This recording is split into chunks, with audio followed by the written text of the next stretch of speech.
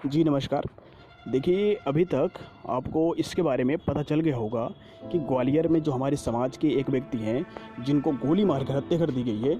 आप सबको उनके बारे में पता होगा और ये न्यूज़ बहुत तेज़ी से फैल रहा है। अगर आप तक ये न्यूज़ नहीं पहुंचा है तो शायद आपने किसी भी सोशल मीडिया अकाउंट से आप अभी तक जुड़े नहीं हैं, और अगर जुड़े हैं तब भी नहीं पहुंचा, तो मैं इस वीडियो में वो सारी बातें बिल्कुल क्लियर और क्रिस्टल क्लियर करके आपको बताऊंगा कि दरअसल हुआ क्या है। देखिए, अभी हाल में ही मध्य प्रदेश में पंचायत के चुनाव हो रहे थे और पंचायत के चुनाव हुए, उनके नतीजे आए और नतीजों में अक्सर होता ये है कि एक पक्ष जीतता है, दूसरा पक्ष हार जाता है। इस बार भी कुछ ऐसा हुआ, लेकिन जो पक्ष जीता उसने अपने जीत की खुशी में, जश्न में दूसरे पक्ष को गोली मार दी। और बड़े दुख की बात है कि वो दूसरा पक्ष हमारे समाज से आते हैं, गठरिया समाज के थे। देखिए, घटना जो है ग्वालियर की थी। ग्वालियर के डबरा जनपद के आजमगढ़ पंचायत, अजयगढ़ पंचायत में की घटना है। गाजापुर गांव है, वहाँ की एक प्रत्याशी हैं प्रेमाबाई गुजर, और दूसरे जो प्रत्याशी हैं बघेल परिवार, यानी बघेल। तो बघेल परिवार से जो थी वो शकुंतला बघेल थी, सरपंच का चुनाव लड़ रहे थे। देखिए, इस बार महिला सीट थी तो दोनों पक्षों से महिला उम्मीदवार खड़ी हुई थी। अब बात ऐसा हुआ कि जो प्रेमाबाई गुजर हैं और बघेल परिवार हैं, इन दोनों के बीच में शुरू से ही वर्चस्व की लड़ाई को लेकर इन दोनों के बीच में कहासुनी होती रही है। और इस बार ऐसा हुआ कि जब इस चुनाव लड़ रहे थे तो चुनाव के बाद जो नतीजे आए उसमें प्रेमाबाई गुर्जर 400 वोट से चुनाव जीतकर सरपंच बन गई। और घर वाले इस जीत की खुशी में जो विपक्ष की पार्टी थी, यानी बघेल परिवार के शकुंतला बघेल, उनके घर के सामने से डीजे पर शोर मचाते हुए और कई सारे लोग दबंग तरीके से आते हुए और घर के सामने जश्न मनाते हुए और अभद्र टाइप की टिप्पणियां करते हैं। भाई साहब, कोई भी इंसान होगा जिसके घर के सामने आप इस तरीके से टिप्पणी करोगे, उसे बर्दाश्त नहीं होगा। बिल्कुल ऐसा ही हुआ जब शकुंतला बघेल के परिवार वालों ने इसका विरोध किया तो उन्होंने गोली से उनके सर पर वार कर दी और मौके पर ही उनके जो सरपंच की, जो शकुंतला बघेल की जो एक भांजे थे, उनको गोली मार दी और गोली मारने पर उनकी मौत हो गई। इसके बाद वो सारे लोग वहाँ से भाग गए और भागते समय वो धमकी दिए कि गांव खाली करके चले जाना, और धमकी वो दिए और गांव दरअसल वो खुद खाली करके भाग गए हैं।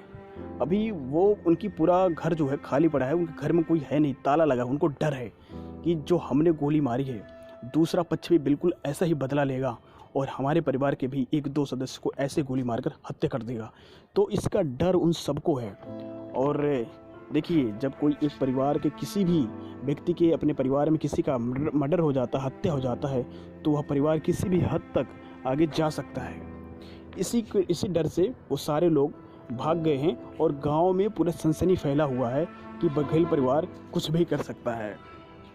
तो इसी को देखते हुए वहाँ पर पुलिस बल की तैनाती कर दी गई है और पुलिस बल गुस्साए लोगों पर उनको समझा रहा है, मृतक परिवार को, कि आप ऐसा कोई कदम मत उठाइएगा जिससे कि दूसरे पक्ष को मर्डर करो जाके आप। अब देखिए, ये सारी घटना हुई है तो जो जिनकी मृत्यु हुई है उनका नाम रामवीर बघेल है। 25 साल के थे। उनको बहुत प्यार से लोग कालू कहा करते थे। उनकी मृत्यु हुई है। तो परिजन उन्हें, जब उनको गोली लगी तो उनको डबरा सिविल अस्पताल में ले गए, जहां डॉक्टरों ने उन्हें मृत घोषित कर दिया। इसके बाद परिवार के लोग और गांव के सभी परिवार के वाले, अपने समाज के लोग इकट्ठा हुए और बहुत ही ज़्यादा गुस्से में थे। उन्होंने रामवीर के शव को लेकर, वो उसको शमशान घाट पर नहीं ले गए, उसको ले जाकर हाईवे है एक सिमरिया टिकरी, वहाँ हाईवे पर उन्होंने वहाँ पर रख कर जाम लगा दिया और कुछ देर में ही वहाँ दूर दूर तक वाहनों की लाइन लग गई। तकरीबन रात 8 बजे तक वहाँ पर जाम के हालात थे। उसके बाद पुलिस आई और उस समझाया, उसके बाद उस हालात पाया और जाम से थोड़ा निजात उनको मिला। देखिए, इसके बाद भाई, मृतक के जो भाई था, उनका आरोप है कि दूसरे पक्ष ने घर में घुसकर उनके भाई की हत्या कर दी है। अब उन लोगों ने अपने ही परिवार के सदस्य को गोली मार दी है।